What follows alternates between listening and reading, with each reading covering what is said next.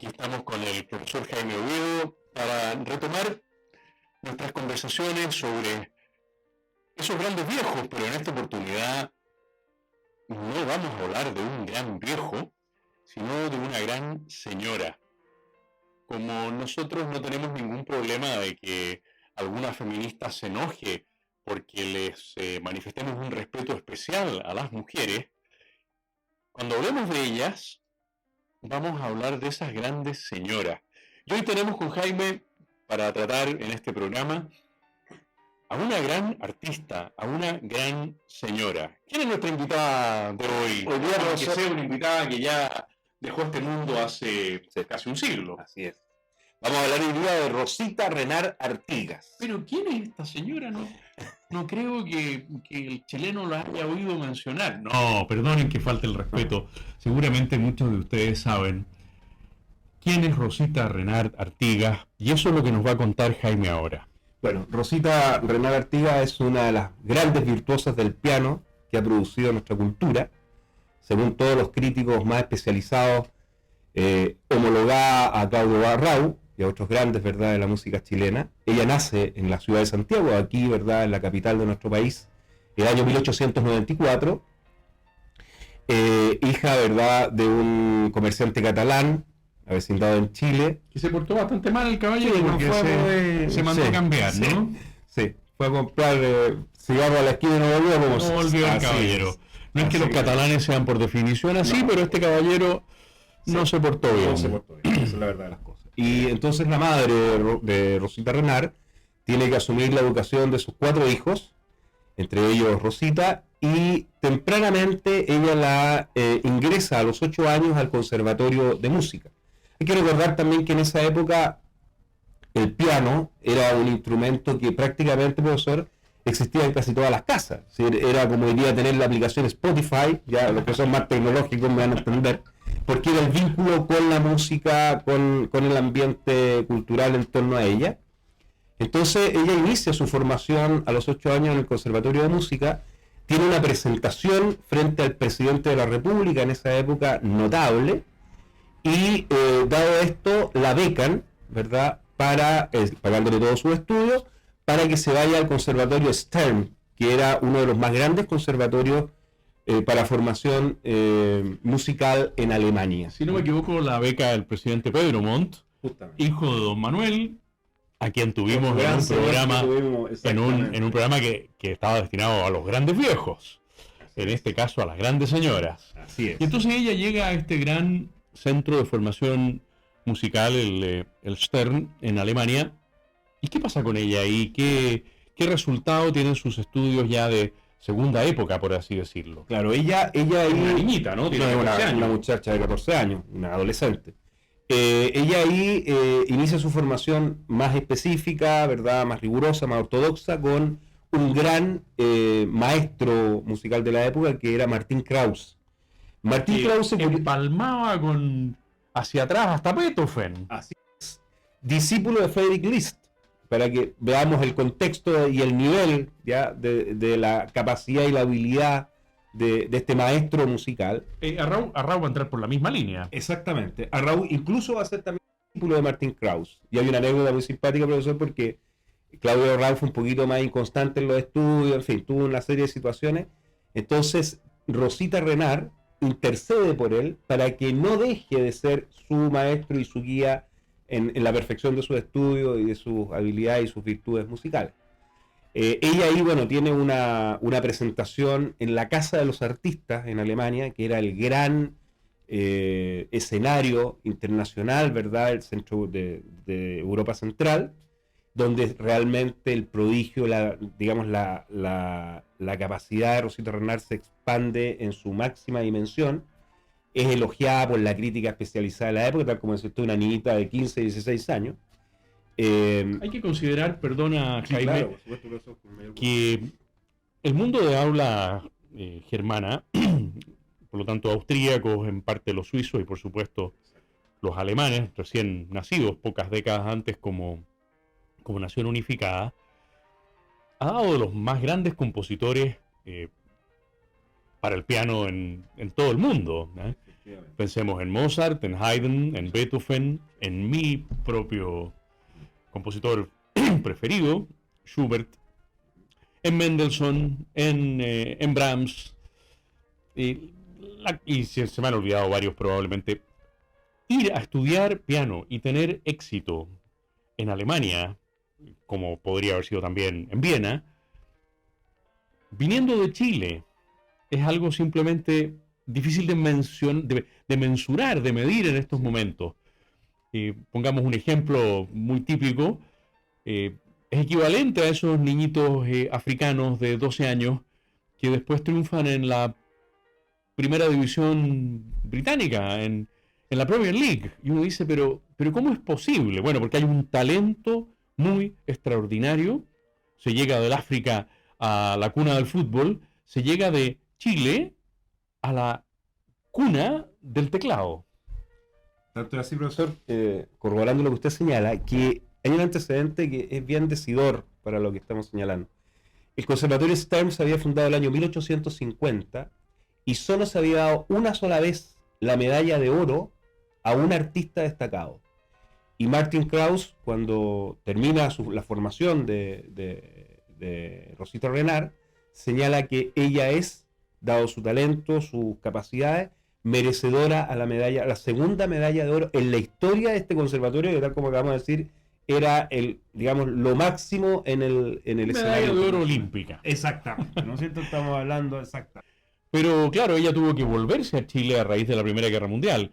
La Primera Guerra Mundial, que parecía que iba a ser el gran despliegue y triunfo de la cultura germana, Imperio Austrohúngaro, Imperio Alemán, terminó con la disolución de los dos imperios, obviamente con el término de la monarquía alemana, el comienzo de la República de Weimar, y ella no pudo sostenerse allá en esa situación. Efectivamente, y ahí se produce un viraje, un giro en su carrera artística, porque ya se inicia una carrera artística muy joven, y ella se desplaza a Estados Unidos. Y ahí ocurre un hecho muy, muy determinante en su vida, porque ella se presenta también en uno de los escenarios más importantes de Estados Unidos, y un empresario que ve esta presentación queda tan impactado de la habilidad, de la destreza, de la virtud que ella tiene. Talento. Dones y talentos, tiene razón. Sí. Que le ofrece una carrera de costa a costa en Estados Unidos, una cosa en esa época absolutamente impensada para una niña de 17, 18 años. Y por un tema familiar, la madre señala que debido a su edad y que ella quiere vivir con sus hijos una vida familiar reunida, esto no era posible. Y además parece haber ahí una promoción de su hermana, que también va a llegar a ser una pianista igualmente, claro, reconocida, aunque no tan notable. Parece que hay ahí un tema de preferencia, esto es un poco audaz lo que estamos diciendo, pero de preferencia de su madre por la hermana de Rosita más que por ella. Y en ese sentido, la carrera de Rosita sufre un parón, ¿no? Y de hecho, después viene un quiebre, porque ella efectivamente se casa, se independiza de su madre. Se casa en Estados Unidos. Se casa en Estados Unidos, efectivamente. Un lírico checo, que parece no haber sido una gran eminencia en el canto lírico, pero por lo menos claro, su marido. Era del área y había afinidad, yo creo, desde el punto de vista también de los gustos. Y eso le permitió tener una carrera, pero lamentablemente esto ya fue muy tarde, porque ella estaba ya con una enfermedad. Pero espérate, entre medio, ella volvió a Chile. Sí, entre medio, en la década de los 30, fue profesora del conservatorio, que había sido integrado ya a la Facultad de Bellas Artes de la Universidad de Chile. Tiene un gran desempeño, porque ella en realidad es la que instala el conservatorio. Estaba matando ya. Pues. Sí, pues verdad. Estábamos necrofílicos ya. Sí. Pero ella, claro, efectivamente, como dice el profesor, ella instala prácticamente, le da pantalones largos al Conservatorio de Música en Chile, con todo este conocimiento que ella traía. Ella tenía muchos contactos en Europa, tenía también todo lo que era la parte administrativa, que fue, vaya que es una gran tarea, lo saben, ¿verdad?, los que han cumplido funciones directivas en esta materia, y le da realmente un realce al piano y a la música en Chile, como quizás en pocas épocas de su historia. De hecho, hay un musicólogo chileno, Samuel Claro Valdés, que incluso publicó un libro, lo recomendamos también para quienes quieran profundizar sobre Rosita Renard, donde detalla que realmente fue un antes y un después en el conservatorio. Porque ella, bueno, rendirle un homenaje a don Samuel, con quien me tocó trabajar cuando era prorector de la Universidad Católica de Chile en los años 80. Era un sabio, don Samuel, y un hombre de un trato maravilloso, además. Porque Gracias, Rosita Renard, en esos años de conservatorio, en los años 30 y comienzos de los 40, ahí va a ser muy importante en la etapa final de su estancia en Chile, la llegada a Chile de un gran director alemán, Kleiber, que la va a promover, el Kleiber. Pero además ella va a tener una tarea formativa. Esto es muy importante considerar que estos instrumentos se enseñan artesanalmente. No se pueden enseñar a grandes masas, por así decirlo, sino que se enseñan uno a uno. Y ella va a ser la formadora de toda una generación de pianistas chilenos, algunos ya han fallecido, otros están muy mayores, que a la vera de Rosita Renard van a adquirir no solo la técnica, como sabemos la técnica es importantísima en el piano, pero en cualquier instrumento, pero además el sentido musical. Por eso que cuando uno oye, yo como buen schubertiano, tengo muy variadas versiones, por ejemplo, de la sonata Deutsch 960, la sonata número 21, dicen algunos de Franz Schubert. Debo tener unas 12, 14 versiones, hay muchas más, ¿no?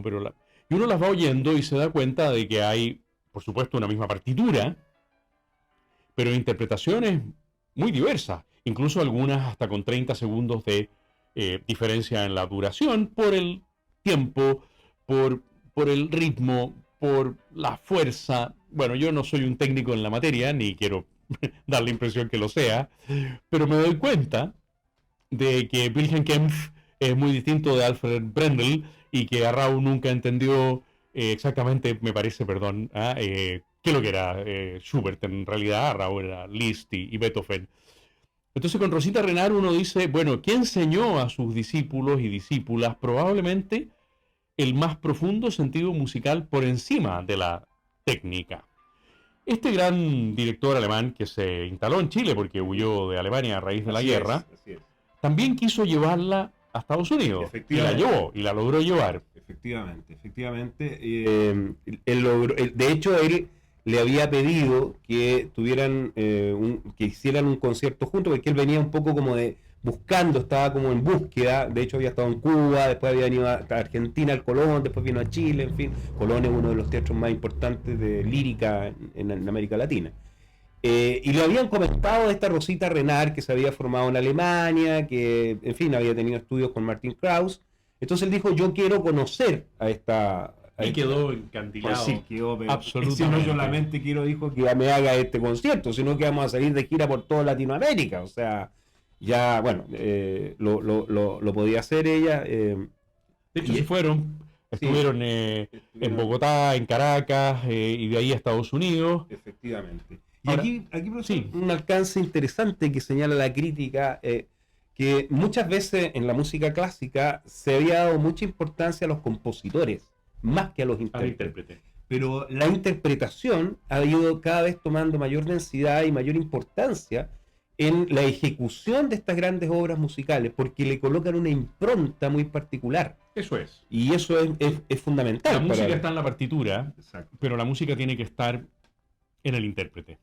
Y por eso la famosa anécdota del tipo que va dirigiendo una orquesta por una calle, ¿no? Va dirigiendo una orquesta por una calle y se acerca uno de los espectadores y le dice al director, los músicos tienen valor, eso del palito lo hago hasta yo. Claro. No es cierto.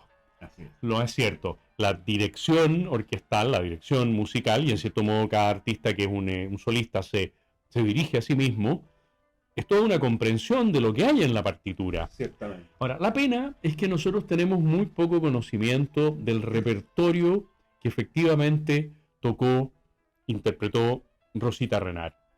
Sabemos que interpretó a Mozart, los conciertos para piano de Mozart son 27, y que Kleiber la tenía enfocada en el 26, en la coronación, pero como grabó muy poco, hay muy pocas grabaciones de ella. Hay una grabación un poco espuria en el Carnegie Hall que ni siquiera le pidieron permiso a ella para hacerla.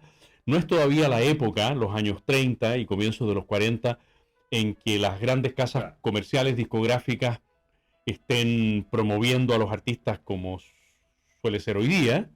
Y además ella grabó autopianos, Claro, ¿ah? efectivamente. Para hacer, como sabemos, grabaciones que después se tocan solas, ¿ah? El viejo organillero, ¿ah? Perdón la comparación.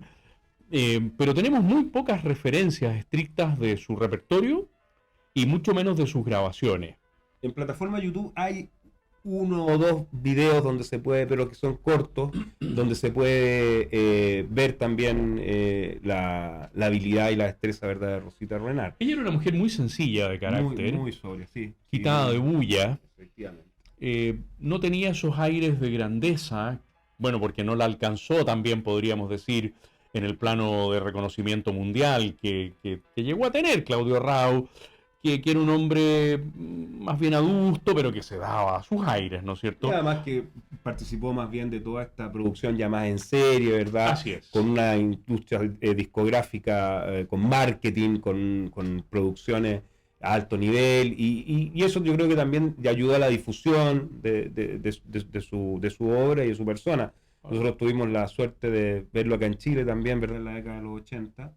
Y Rosita Renard, también un profesor importante, que quizás aquí también los chilenos tenemos que hacer un mea culpa, porque muchas veces fuera de Chile es más reconocida que en nuestro propio país. supuesto. Nadie es profeta en su tierra. De hecho, en la última feria del libro en México fue homenajeada especialmente junto con Claudio Rau. Entonces ahí nos damos cuenta que estos programas tienen que ayudar también, ojalá que ustedes puedan incentivarse, buscar mayor información de ella y ayudarnos también a compartir y a difundir, ¿verdad?, este trabajo que realizamos con mucha modestia, pero para exaltar justamente a estas grandes señoras que han Oye, pero aportado. no sabemos, tú te querías adelantar, pero ahora ya llegó el momento, no sabemos Ya, qué le pasó a Rosita Renard, que murió a los 50 y pocos años, muy ¿no? pocos años, 55 años, muy joven, hoy día prácticamente, en plena producción.